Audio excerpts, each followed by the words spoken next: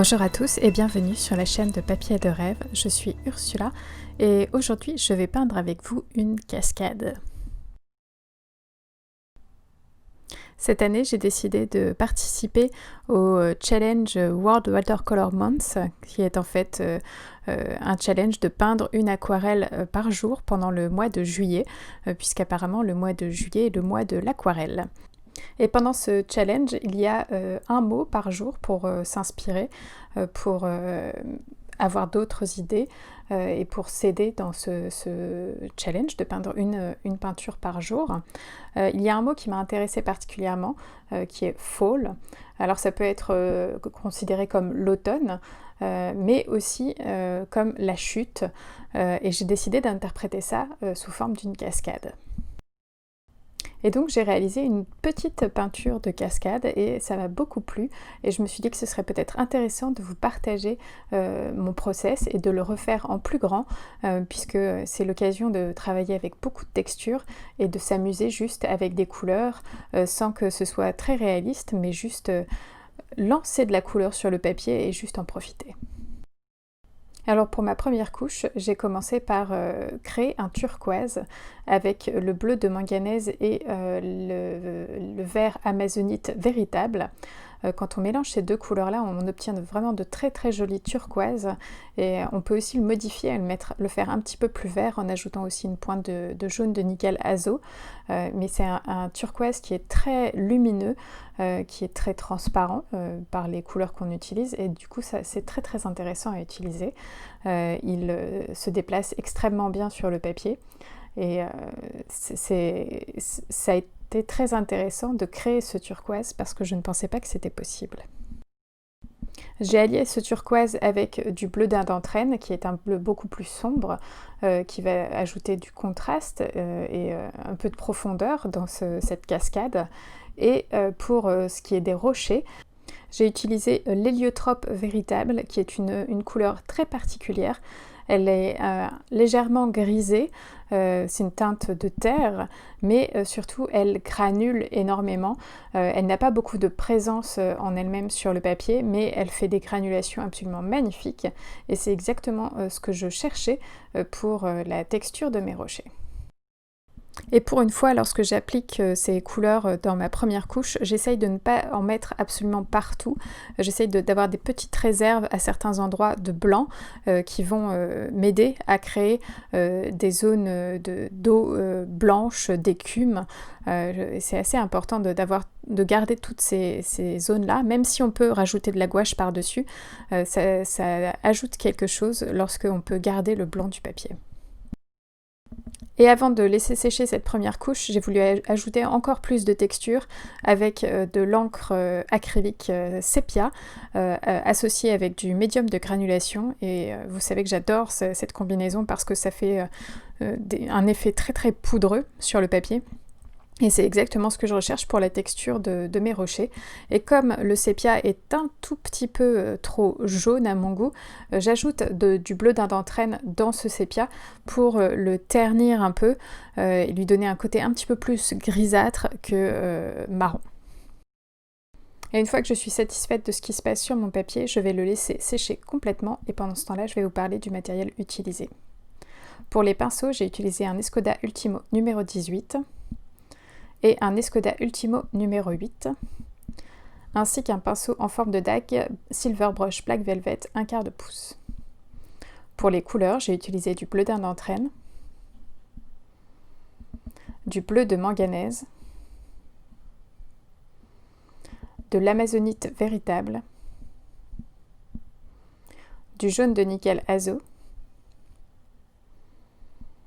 de l'héliotrope véritable, mon encre acrylique et la couleur sépia de chez Golden. J'ai utilisé un peu plus tard du blanc opaque de Schmincke et bien sûr mon médium de granulation de Winsor & Newton. Pour mon papier, aujourd'hui, c'est un Arches en grain satiné. Alors ça peut paraître un peu étrange d'utiliser un papier satiné quand on cherche à faire des textures, mais en fait je trouve ça très intéressant parce que la texture forcément ne va pas filer dans les petits creux du papier, dans les irrégularités du papier, elle va rester en surface puisqu'il n'y a absolument aucune irrégularité sur ce papier. Et du coup, il y a d'autres textures qui se passent. On a par exemple ces rivières dans la partie où j'ai beaucoup mis de médium de granulation. Il y a ces sortes de rivières qui se créent et je trouve ça très intéressant. Je trouve que ça met en valeur la texture et parfois le papier beaucoup plus rugueux va absorber quelque part ces textures. Et le fait aussi d'avoir un papier satiné me permet d'avoir des couleurs dans l'eau qui sont très très lisses et qui vont créer un contraste assez important avec toute la partie des rochers qui a énormément de texture dedans, et une texture qui est vraiment bien présente même si c'est un papier totalement lisse. Pour cette deuxième couche, je viens ajouter un petit peu plus de couleur dans la zone d'eau. Je viens ajouter des irrégularités dans cette zone, en essayant de créer des formes avec mon pinceau, des formes un petit peu plus larges, des formes un petit peu plus fines, voire quelques traits, pour signifier les remous de l'eau et qu'il y ait quelque chose d'intéressant qui se passe à cet endroit-là. Et bien sûr, à chaque fois, je suis ce qui s'est passé dans ma première couche. Donc lorsque je travaille sur une zone turquoise, je vais ajouter du turquoise. Et quand je suis sur une zone où il y a plus de bleu d'Indentrène, je vais bien sûr utiliser le bleu d'Indentrène. Et en fait, je fais exactement la même chose pour la zone où il y a des rochers. Je crée des rochers qui se superposent les uns les autres, je crée des ombres, je crée de l'irrégularité aussi à cet endroit-là pour qu'on ait cette sensation que ce sont des rochers et qu'on comprenne mon image, bien sûr. Et j'utilise toujours cette couleur héliotrope véritable pour garder la texture de mes rochers et qu'il y ait toujours un peu cette granulation présente dans mes rochers, même si j'ajoute bien sûr de la couleur par-dessus. Et la dernière touche que je veux ajouter à cette aquarelle, c'est un peu de blanc pour renforcer les zones avec de l'écume. Et je n'ai pas du tout attendu que mon papier sèche complètement pour faire ça, parce que je veux que mon blanc fuse avec certaines zones encore humides du papier, pour qu'il y ait quelque chose d'un petit peu plus naturel qui se passe. Je ne cherche pas à l'avoir dans des zones bien définies, et si ce blanc a envie d'aller dans une zone colorée, je ne vais pas du tout l'en empêcher, c'est même plutôt une bonne chose. Alors cette écume, je la travaille avec des aplats un petit peu plus larges, mais aussi avec beaucoup de points, comme si de l'eau s'échappait de cette écume. Et c'est une partie qui est assez relaxante à peindre parce que c'est juste des petits points, j'ai pas besoin de beaucoup de concentration et c'est juste plaisant à faire, je trouve, de peindre ce genre de petits détails. Surtout que comme mon aquarelle est assez abstraite finalement, je n'ai pas besoin de penser un petit peu trop le placement de ces projections d'eau finalement. Je peux juste me laisser aller et me détendre. Et même si c'est un assez grand format, c'est un quart de feuille, donc c'est assez proche d'un format A3. C'est pas une aquarelle qui m'a pris énormément de temps à faire. Je pense que sans compter le temps de séchage, ça a dû me prendre une vingtaine de minutes, tout simplement.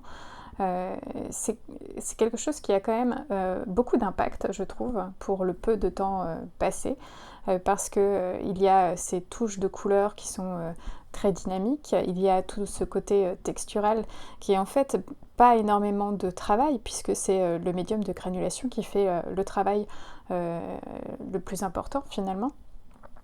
Et toute la partie d'ajout d'écume, j'aurais peut-être pu en faire plus, mais je me suis arrêtée là où je me suis arrêtée, ça me va très bien. C'est aussi une partie qui est très relaxante, comme je l'ai dit. Et donc c'est une peinture qui a un peu tous les bons points, ça ne prend pas beaucoup de temps, ça nous fait nous sentir bien, ça nous permet de jouer avec certaines couleurs, donc c'est une peinture qui a tout bon, non? J'espère que vous essaierez de faire ce genre de peinture parce que je trouve ça très intéressant et c'est en plus très frais et parfait pour cet été.